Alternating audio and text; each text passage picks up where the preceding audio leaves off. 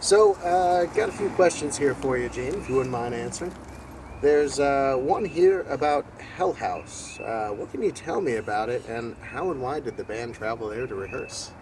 Yeah, that's over 20 miles. Probably more like 25 miles, 20, 25 miles. Truth is, everywhere they rehearsed since they started, they were ran off because they were so noisy. You know, live music, loud music, excuse me, live and loud. And so they got ran off, and went over to Old Mandarin. Old Mandarin, and this Ortega part of town is old Jacksonville. You know, before they was all the outskirts, they was Old Mandarin and Old Riverside and Old Ortega. Way back, you know. And so over on Mandarin Road, of all places, they were told, you hippies need to go. We don't like all that noise. So they were looking for a place to go to. And Joe Crimp, Gary Rosington's a good buddy, friend of the band, good guy. Dean Kilpatrick, Skinner's first, I think he was Skinner's first roadie, best friend of everybody, and a good guy. Him and Joe, I believe, were just out juking, whatever, and came up that the Skinner's trying to find a place to rehearse. And so Joe Crimp knew the guy that owned the Hell House property, a fellow by the name of Gohagen. And so I think Joe spoke with Gohagen about does he have a place out there? Because Joe had a horse, he kept his horse out there. And he knew of the little fishing cabin that was there. And he asked Gohagen, would he consider letting the band use that for a rental place? And so he decided, yeah. And it was out in the middle of 100 acres on Peters Creek, out in the wood swamp of Green Cove Springs. So they went out there, they liked it, and they started rehearsing. They could play as loud, as long as they wanted to, and nobody would complain, you know. And so that was home, and it was there until we started building the rehearsal studio, recording studio, on Riverside Avenue in '77, and I was helping the guy that built it to work on to build it.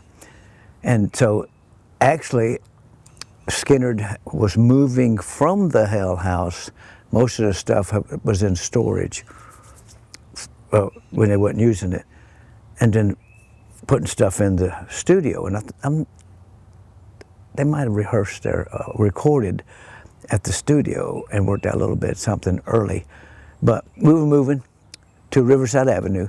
I think it was called Jackson Street and Riverside Avenue at the time of the plane crash. We had that little, not me, the band, had that Riverside Avenue studio. And then we had that, and they were moving from the Hell House out there. But that's how it came about. And that's why they went and rehearsed so long out there and was there till they moved to Riverside. And why was it called Hell House? Was there like a story behind that? Yeah, it was so hot in there. With the amplifiers and stuff, and it was a small place. It was only like maybe 30 feet by 20 feet. And there was a little kitchen, a little dining room, living room area, living room, dining room, same area, one bath and a bathroom, little tiny bathroom. So it was real small, like a little tiny one-bedroom apartment. And they was bunched up in there, and you get all those guitars and all those amplifiers. A bald eagle, look. How cool is that? He's going right there. How about that? That might be Ronnie coming over here, bald eagle. How about that? That is cool. Yeah. Looking down from above. Yes, how about that? You don't see that many, you don't see bald eagles. I guess there's several around here for you to see. One of them, good. That's a big one too. Where was we at?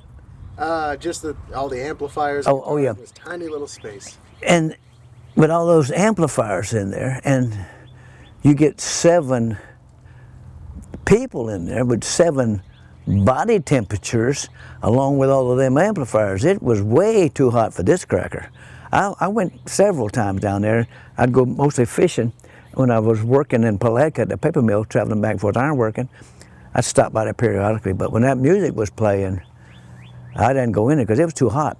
And truthfully, Ronnie didn't like anybody coming in interrupting their music. I could have no problem. But, you know, and Joe Crimp, he was welcome in and out, you know. And, it was too hot.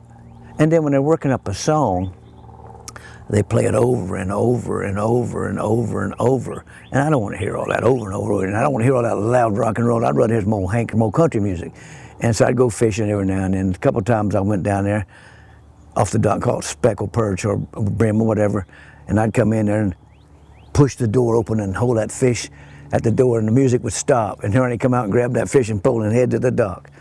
But it was just so loud and so hot with all the amplifiers in a small area. And I think it had a little tiny room air conditioner in the bedroom. And that wasn't enough BTUs to heat up all that body heat and amplifiers and for hours and hours and hours and hours. And it was just too hot and too loud for me. But that's the story behind the Hell House. All right. Next one we got here is growing up on the west side of Jacksonville, what were some of the biggest challenges? Did the guys in the band, you think, ever have doubts that they would make it as big as they did? Yeah, certainly. That's why they changed their name from the Noble Five, the Pretty Ones, to the 1%, because they thought they had 1% chance of ever making it. But there was one guy in the band that didn't think like that. He wanted to make it, and that was Ronnie. You know, and it was his desire to get out of that shanty town. He couldn't do it boxing, and he couldn't do it, what was it, boxing? Oh, and football. He had to put a pin in his foot. So the things he started first, tried to do first, didn't succeed. So he went and saw the Rolling Stones. And then when he came back, there was 3 or 4 guys from right here in this neighborhood that had a little band together. I can't think of their name now, but Steve Rosenblum, Drashler, Jimmy Parker. I think right in that Carter's pharmacy right there, where Ronnie told one of them, or some of them, I'm gonna be a singer. And he heard about them guys, so he just bulled his way into where they were rehearsing. He said, I'm your singer. I'm gonna be y'all's singer. So he became the singer for, let's just say Steve Rosenblum and Rick Drasher and Jimmy Parker. But they didn't wanna do, they didn't wanna write no music. They wanted to play blues music, and they wanted to do cover tunes. Ronnie didn't want to do cover tunes, nothing like that. He wanted to write his own music. So he didn't, about the same time as that was going on, he hit Bob Burns with the ball and found out Bob Burns was a drummer, and they were rehearsing in Bob's garage, Gary and Larry Johnstrom. And Ronnie went down there and bulled his way into that and took over Gary Rosington's band and took over and became the leader, singer, songwriter of that band, which eventually became Leonard Skinner. You know.